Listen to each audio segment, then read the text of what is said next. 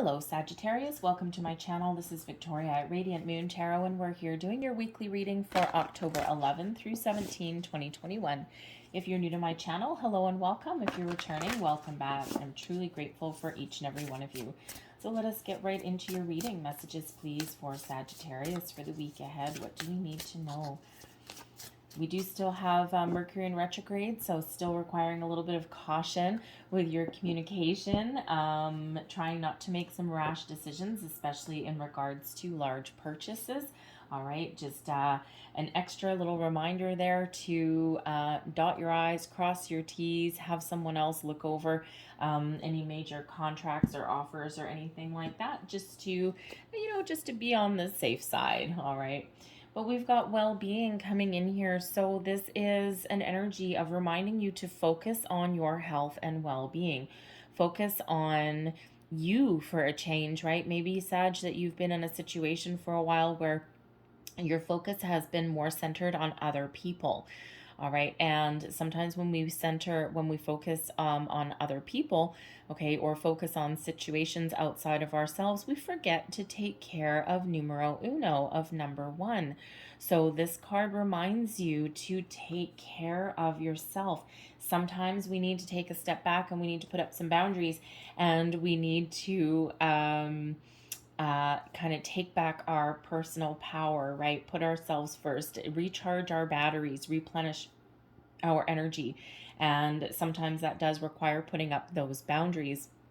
And sometimes we don't put up boundaries because we're afraid of how someone will react. But the only people that get annoyed when you put up those boundaries are the ones taking advantage of them. All right, so in order to achieve your sense of well-being, you might need to take a step back from something and, kind of put someone back in their place, okay? That may require actually a little bit of willpower to do that too. And the willpower card, putting up boundaries, taking care of yourself, eating better, exercising, all those things. The willpower card gives you the determination, the strength that you need to power through on something. All right. And something that, maybe you've been working on a project for a while and you feel your energy waning, your strength waning. And the willpower card gives you that little extra oomph that you may need. All right. But again, your well-being and the willpower card really does call for you to be strong in the face of adversity, yes, but also stand your ground in something in order to take back something that may be taken from you. Maybe someone's taking advantage of you in that, and that's affecting your energy with that well-being card, right? You may be feeling drained and tired. So, that willpower card gives you that little bit of extra oomph that you may need. If there's, if you're looking to make any kind of changes in the week ahead as well, all right, or if you need to have any kind of difficult conversations or anything, all right, again, they are changes or situations or conversations that will actually benefit you, all right, and they may even just give you a sense of peace. They may resolve something, all right, but it may require you to tap into that inner strength of yours as well, all right, in order to, sometimes we have to have a conversation, we don't want to have it, right, and, it could just be that someone did something that we don't like, or they said something that we don't like, and, it's like you kind of need to say something because it's like lingering, it's festering a little bit there with that well-being card. And the only way to get over it or fix it in any way is to get something out in the open, right? And sometimes that's hard to do, right? We don't necessarily want to do it, but that willpower card is giving you the energy that you need to do something that maybe you don't like. All right. So let's see what your tarot has. We've got the Eight of Swords. Well, look at that. Okay. The Eight of Swords. Okay. Something that you don't want to do. The Eight of Swords quite often has us feeling trapped. Sometimes we know we need to do something or move forward with something, but we have a little bit of fear or a little bit of doubt or worry that comes out with that. We have the Emperor card coming out here, Aries energy, to give you strength and stability. And we've got the Three of Pentacles coming out there as well. So the Eight of Swords, again, at the beginning of the week, there may be something that you need to do that you just don't really want to. The Eight of Swords is quite often a self-imposed restriction, right? Having a sense of feeling restricted or feeling trapped or feeling as though we can't see our way forward in some way as well. All right. And sometimes there is something, an answer, a solution, something right in front of us, but we can't see it because we've got a blinder on. All right. And sometimes, this blindfold in this deck, sometimes the blindfold represents the need to go within in order to sort something out, some sort of inner turmoil, inner struggle. And once you sort something out internally, you can take that blindfold off and release yourself from your own restriction, from your own even way of thinking, and you can take the next step forward. However, sometimes we're in a situation where we put the blindfold on purpose. We're not actually trapped, right? Our hands are free. The swords don't really go around you, all right? But sometimes we do put the blinders on something because sometimes there's a situation that we need to deal with that we just don't want to. And so we kind of like sweep it under the rug or put it to the side a little bit. It's like, it doesn't really matter right now, or I just don't really want to address it right now. But by not, by ignoring something or refusing to see something, that in itself keeps us a little bit stuck in some way. All right, so that Eight of Swords may require you to kind of take the blinders off, like pulling off a Band-Aid in something, okay? But it also, again, could require that you just really follow your intuition and take back your personal power, okay? Because that Eight of Swords quite often does have us feeling a little bit powerless, right? Feeling as though, we're like trapped in a cage in some way. All right, but it's quite often self-imposed to a certain degree. All right, now this can possibly be with the Eight of Swords. It can possibly be that there's situations, we are still in the middle of a pandemic. Okay, it can represent your external environment as well. Maybe there's something that you want to do or get off the ground, some changes that you want to make, and you're just feeling blocked at every single turn. With that Eight of Swords, it's like, I'm restricted from doing this, I'm restricted from doing this. Certain things maybe just feel a little bit more difficult. But the Eight of Swords reminds you there that you have the ability to find your way forward, do something a little bit innovative, or you may even just need a little bit of patience or devise a different kind of strategy or ask for advice how to move forward with something, okay? And, well, I can't do this, what do I do, right? And because we do have the Emperor coming out there, which is quite often an advice card, all right? So there may be someone that is around you where you can ask them for a little bit of guidance, advice, insight. And in this deck, this Emperor is looking right at that Eight of Swords. So it's like that Emperor card. This may represent a father figure, a friend. It could possibly even be a spouse, okay, a boss even, someone who you trust and someone who has a lot of wisdom, a lot of knowledge. They got a really good head on their shoulders, and they are looking directly at this Eight of Swords. So this person may have some really good advice or some solutions, or may be able to assist you in some way to get you moving forward with something. All right, because that Eight of Swords actually can be like a little bit of a mental block, like a writer's block as well. All right, so if you're trying to, let's say, do a big presentation at work or something like that, maybe you have to do like training documents or put like a speech together or something, and you might have a little bit of writer's block with that Eight of Swords, overthinking, overanalyzing something. And again, this Emperor can be someone around you that can give you that either a little bit of push that you need, or maybe give you a little bit of guidance. All right, so they may have the answers there for you. It could also just be that you someone that you bounce some ideas off of, and just by having that interaction and having those chit chats back and forth may actually kind of give you the sounding board that you might need, that you might be looking for there. All right, so but we do have the Emperor as well. So I mean, of course, yes, advice card. But the Emperor also can represent you taking the lead. All right, taking back your power, your control. The Emperor does bring in that power, that control, that leadership. It brings in that peaceful resolution. It also brings in that strategy, that seeing the problems and the solutions at the same time, figuring things out, having a firm foothold, both feet on the ground. And, it's like that calm contemplation before taking action. The Emperor does bring in the Aries energy, so it brings in that passion and that fire and that determination to get things done, make change, move forward, boss up even. Okay, so some of you may be just taking a leadership role, taking back your lead, but you may also be, how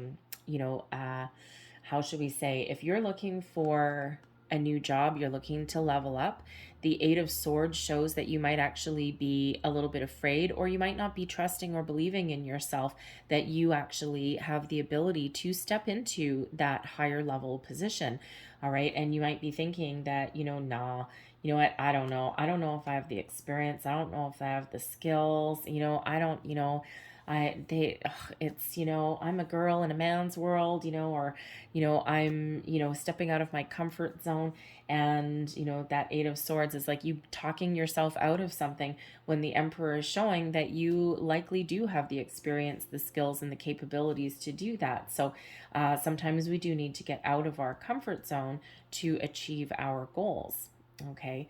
But in other situations, the Emperor does bring you in that energy of knowing what you want, having a good, solid plan in place, all right, and being very successful, or at least putting the wheels in motion to move yourself forward, move yourself past something, and to get that resolution that you may be looking for. But again, that Emperor can quite often be that leadership role. And we do have a Three of Pentacles. And the Three of Pentacles quite often does represent teamwork and collaboration. So again, there might be something that someone has asked you to do, or a project that you need to do where you're not entirely comfortable with it. Okay, you might not necessarily be believing in yourself, but you really might have the ability there to work with other people who you may find inspiring, or who may actually be your key to prosperity and success. Okay, and sometimes we don't necessarily want to work with other people, or we might have our own ideas or our own goals, but but sometimes when we do work with others, when we do play nice in the sandbox, all right, we can really build a lot of skills, we can build something wonderful, achieve something prosperous, right? Get something done. And the Three of Pentacles quite often does have building upon something, and really working well together. But the Three of Pentacles can also represent seeking advice, or even a higher education. Okay, something, because it quite often does show a person on like a soapbox kind of thing, and with two people down below leading. So you could possibly be leading a couple of people, all right, possibly a group of three, including you, all right, leading a department, something like that, all right, or at least you're at the very least, you're someone who people look up to as a leadership person.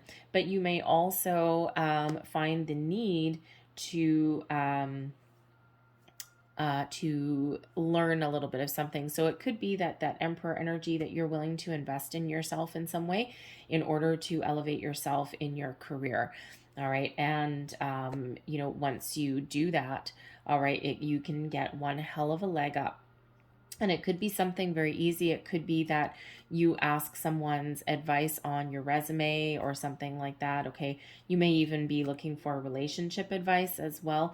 The Three of Pentacles can quite often sometimes represent like couples counseling, things like that, maybe even spiritual guidance, a spiritual counselor with your person, especially where your well-being or your health even is involved, that may require some external guidance or influence, or at least just to get people on the same page. All right. But teamwork and collaboration, getting together with others, is probably important for you, at least as the week progresses, as the week goes by.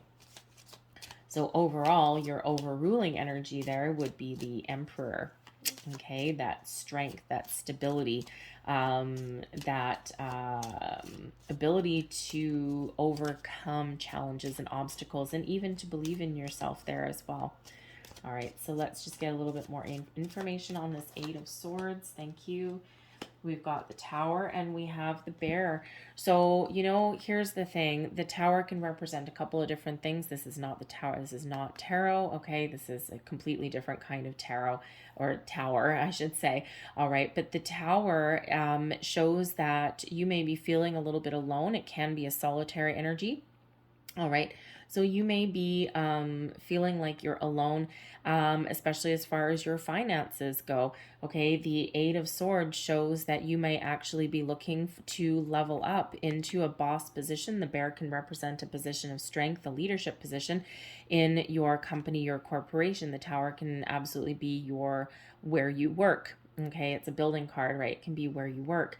All right, and so there may be an opportunity there to make more money, okay, and to possibly boss up in some way. But again, that Eight of Swords, there's something there that you might be afraid to do, okay? It could also be that Eight of Swords, that there might be something that you need to deal with, okay? You might need to put up some strong boundaries and be really, really, really strong, all right, in something that you have been afraid to do.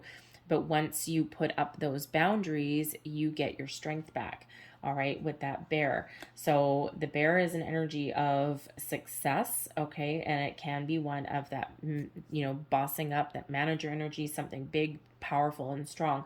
So you may be in a situation where you need to take back your power.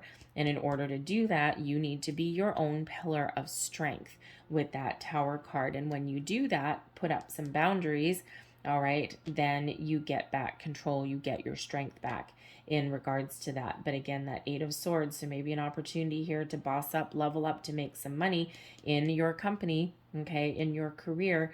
But again, that Eight of Swords, you're feeling afraid, you're feeling maybe that you're not enough, you're feeling as though you might not necessarily have the experience, all right. But with the Bear coming in there with the Tower, shows that you have the potential to be very successful.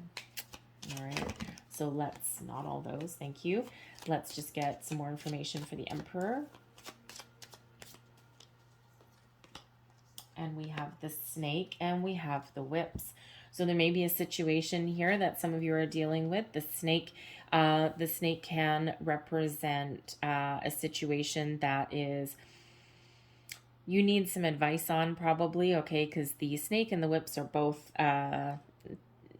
not the best cards, okay? They're kind of negative cards, all right? The Snake indicates there may be something where you feel as though someone has betrayed you, lied to you in some way. There may be some argument going on with the Whips card, all right? There may also be a situation where you need to really tap into some strong negotiation skills there with that Whips. The Whips can represent some negotiation, okay, and possibly with two people, okay, or with one person. The Snake card, yes, it can represent something out to get you, okay, or like that little bit of betrayal in some way. So you may actually be feeling betrayed by somebody, all right, and you need to hash it out. You need to have that conversation. You need to get things out on the table, right? Maybe someone didn't operate in your best interest, right? Again, that well-being card, right? Something that you don't want to do, all right, but something that you do need to get out on the table because it's causing some conflict and tension, and you need to find that resolution to that.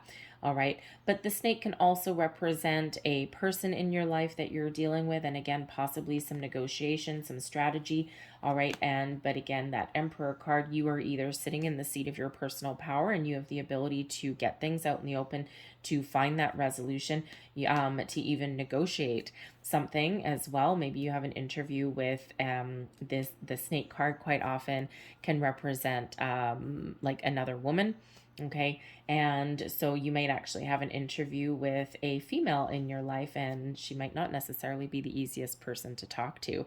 Okay. She might be a little bit argumentative, and you need to take the high road there with that emperor and really keep your wits about you. Okay. And take a little bit more calmer, peaceful approach to something. Okay. Like, you know, how sometimes someone comes out guns a-blazing and they're ready to, like, you know, put up a fight, or they're ready to have like an argument, or they're just like kind of ornery anyway. And sometimes we can kill them with kindness. We can take that high road and, you know, kind of like maybe even put them back in their place. So let's clarify the Three of Pentacles, please. What's the Three of Pentacles about? And we've got the Fox and we have the Lady. Interesting. So this can represent, all right, this can represent you working with a couple of people, but it also can represent here the Fox quite often sometimes brings in some deceit, some falseness, okay, or something, collaborating with someone to find a resolution to something that isn't quite right.